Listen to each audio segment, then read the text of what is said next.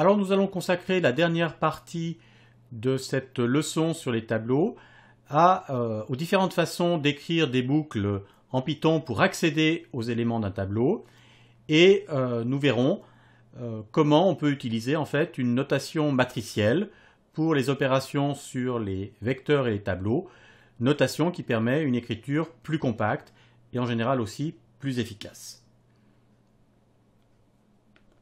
Alors, tout d'abord, les boucles pour accéder aux valeurs d'un tableau. Donc si j'ai un tableau tab, alors ça généralise aussi au cas d'une liste, et bien pour accéder aux éléments d'un tableau, il suffit simplement de faire une boucle du type for_val in tab. Donc ici je mets comme argument en fait directement le tableau sur lequel je veux itérer. Donc j'ai une forme généralisée de la boucle for. Par exemple, si je veux calculer le carré de la norme d'un vecteur, donc je génère un vecteur aléatoire de 100 valeurs, eh bien je peux l'écrire sous la forme. Donc ici j'utilise en fait une variable pour stocker cette norme. Je l'initialise à 0, donc là j'ai l'initialisation. Et je fais la boucle for x petit x in grand X, je fais norme2 égale norme2 plus x fois x print norme2. Donc ici, x prend directement les valeurs du tableau grand X. Donc j'ai un tableau grand X qui contient des valeurs aléatoires compris entre 0 et 1, par exemple 0,1, 0,4, 0,7, 0,66, etc. Eh bien, la valeur petit x va prendre successivement les valeurs 0,1, 0,4, 0,7, 0,66. L'intérêt de cette façon d'écrire, c'est que je n'ai pas à passer par un indice. Ce que j'aurais écrit, c'est avec un indice, c'est for i in range 100. Eh bien, par exemple, norme2 égale norme2 plus x de i, multiplié par x de i. Donc là, c'est complètement équivalent d'un point de vue algorithmique. D'un point de vue efficacité sous Python, eh bien, l'écriture qui est ici est en général beaucoup plus efficace que l'écriture avec un indice, puisque là, à chaque fois, j'ai à calculer en fait la valeur de l'indice et la valeur de l'élément qui se trouve à l'indice i. La forme qui est ici est en fait une forme qui est même plus naturelle. Je n'ai pas besoin d'un indice pour calculer la norme, j'ai juste à faire la somme des carrés des différents éléments de x. Donc ici, j'ai une forme de boucle en fait qui est à la fois plus élégante, puisque je ne passe pas par un indice, et plus efficace. Donc si j'exécute, je trouve en fait la valeur qui est attendue. Alors, on va voir maintenant la possibilité en fait de faire des itérations en utilisant à la fois un indice et une valeur. Donc pour cela, je vais, au lieu de faire d'écrire la boucle comme précédemment, je vais utiliser en fait la fonction enumerate. Donc cette fonction enumerate me permet d'avoir accès à l'indice i et à la valeur du tableau qui se trouve à cette position u. Par exemple, donc ça c'est intéressant pour déterminer par exemple la position du max dans un tableau. Donc si x c'est un tableau de valeurs aléatoires, de 10 valeurs aléatoires, eh bien pour calculer le max du tableau et l'indice où se trouve ce max, qu'est-ce que je vais faire? Eh bien, je peux faire une boucle for ix in enumerate de x. Donc i va prendre les valeurs successives de 0 à 9, et x, en fait, ça prend les valeurs x de 0, etc., jusqu'à x de 9. Et là, je peux directement faire le test, puisque j'ai directement la valeur du tableau à l'indice i. Si x est plus grand que x max, je fais x max égale x, i max égale i. Sinon, je continue l'itération, et à la fin, j'affiche la valeur du max et la position du max. Donc là, c'est une écriture très simple du max et de la position du max dans un tableau. Voilà. Alors je peux évidemment faire des boucles avec un indice qui décroît. Hein. Donc si je veux accéder aux éléments du tableau en partant de la fin, eh bien dans ce cas-là, qu'est-ce que je vais utiliser? Je vais utiliser en fait la fonction reverse. Hein, et je vais écrire quelque chose par exemple du type for i in reverse range de n. Hein, si j'ai par exemple n égale 5, eh bien range de n, c'est évidemment 0, 1, 2, 3, 4.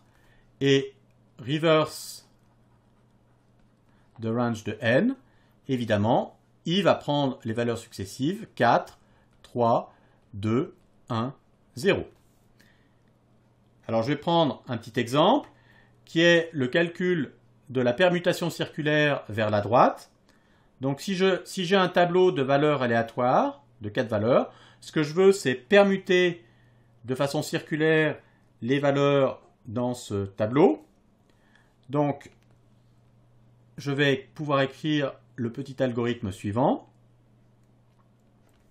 Donc si je veux permuter les valeurs du tableau vers la droite, donc si x, hein, c'est 4 valeurs aléatoires, par exemple, je vais prendre l'exemple qui est là, 0,22, 0,47, 0,33, 0,63. Je veux faire une permutation du tableau vers la droite, ça veut dire que je veux décaler les valeurs vers la droite, donc ce que je veux écrire, ce que je veux obtenir, c'est un tableau qui va contenir 0,63, 0,22, 0,47, 0,33. D'accord? Donc, permutation vers la droite. Alors, comment je vais faire? Eh bien, vous voyez que je vais récupérer le dernier élément du tableau. Donc, le dernier élément du tableau que j'appelle last, c'est x de moins 1. Et je vais faire une boucle dans l'ordre inverse des valeurs, c'est-à-dire que je vais copier l'avant-dernier dans le dernier, ensuite l'avant-avant-dernier dans l'avant-dernier, etc. Donc, je vais faire une boucle for i in reverse de range de 1 et x.size. Et j'écris que x de i, c'est x de i moins 1. Et à la fin, une fois que j'ai copié donc celui-là dans celui-là, celui-là dans celui-là, celui-là dans celui-là, eh bien, il faut évidemment que le dernier élément, je le mette comme premier élément de la liste. Et il faut évidemment l'avoir sauvegardé. Hein, c'est la raison de l'instruction qui est là. Et donc j'écris x de 0 égale last et j'affiche la valeur de x pour vérifier. Donc si je regarde cet algorithme, hein, lorsqu'il s'exécute, eh bien ici c'est le tableau initial et là c'est après permutation. Hein, j'ai bien pris les valeurs, hein, donc ici, hein, j'ai bien décalé les valeurs du tableau et la dernière, en fait, je l'ai mise en première position. Voilà. Autre exemple, je veux faire des boucles sur des tableaux de très grande taille. Alors, si j'ai à faire des boucles sur des tableaux de très grande taille, eh bien, on peut, au lieu d'utiliser la fonction range, hein, on conseille d'utiliser la fonction xRange, hein, qui est en fait la génération d'un itérateur. Range, en fait, ça va créer la totalité de la liste. Hein, donc, si n est très grand, ça peut me générer une liste d'un très grand nombre de valeurs. xRange, c'est en fait un itérateur. Alors là, c'est utile surtout avec les versions de Python 2.6, 2.7. Avec les versions 3, en fait, il n'y a aucune différence entre ces deux, entre xRange et range. Voilà.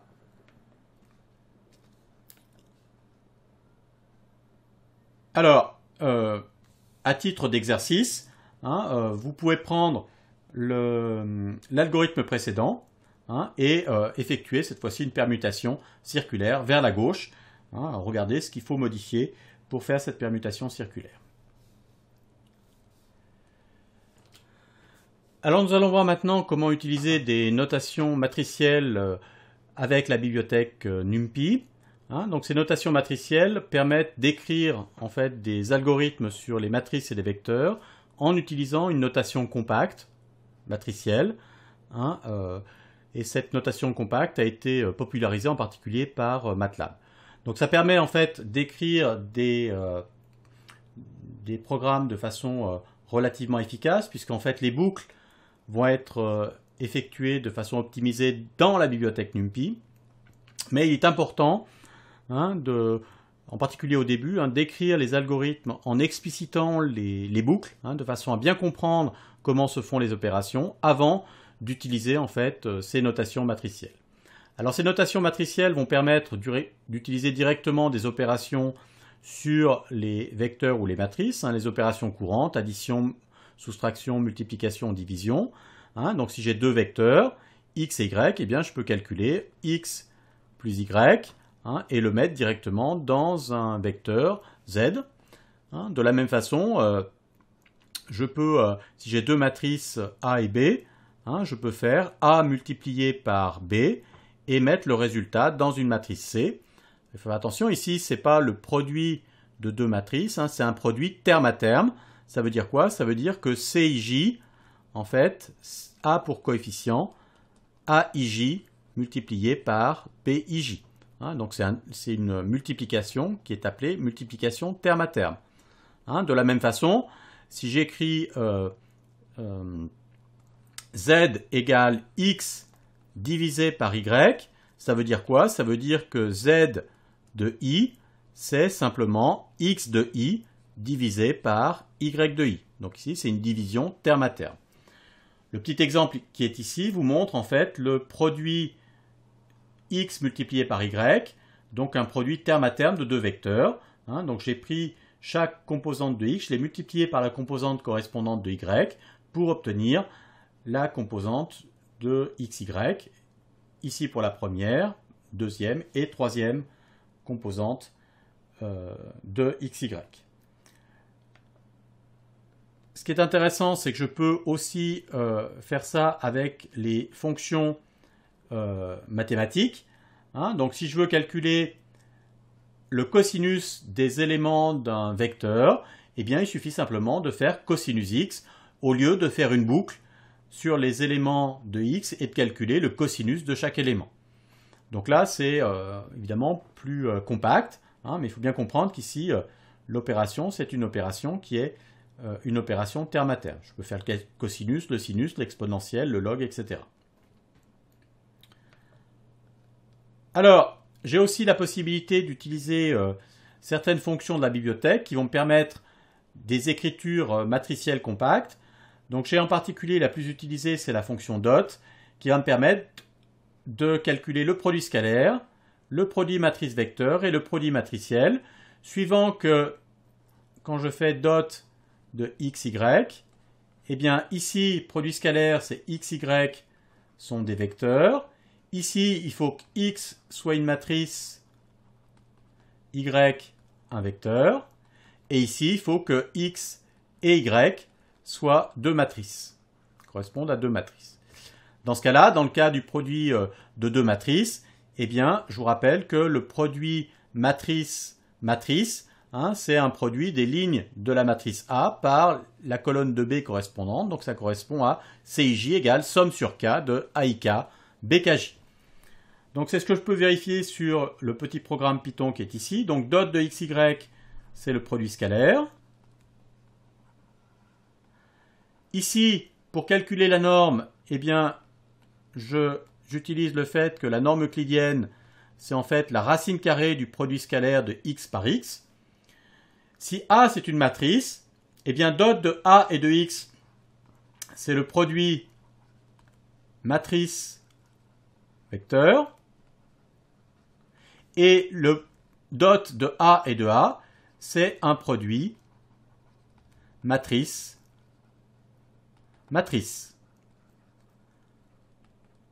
Exactement en ayant la définition qui est ici, c'est-à-dire ça me calcule AIJ, AIK, AKJ.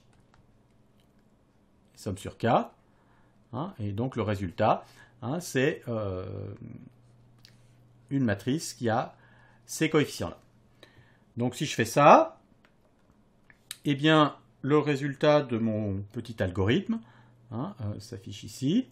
Donc xy c'est un scalaire, ax c'est un vecteur de 3 composantes, et dot de A et de A c'est une matrice 3, 3 qui est égale au produit de A par A. Donc c'est A2 en fait. Je peux calculer en fait aussi utiliser d'autres fonctions de cette bibliothèque NumPy. J'ai une fonction qui est le produit tensoriel interne. Donc c'est une fonction qui s'appelle inner. Et qu'est-ce que je fais si j'ai C égale inner de A et de B? Eh bien ça me donne par exemple une matrice CIJ qui est une somme sur K de AIK BJK. Donc ici, vous voyez que la somme se fait sur le dernier indice. D'accord? Donc j'ai une somme sur le dernier indice.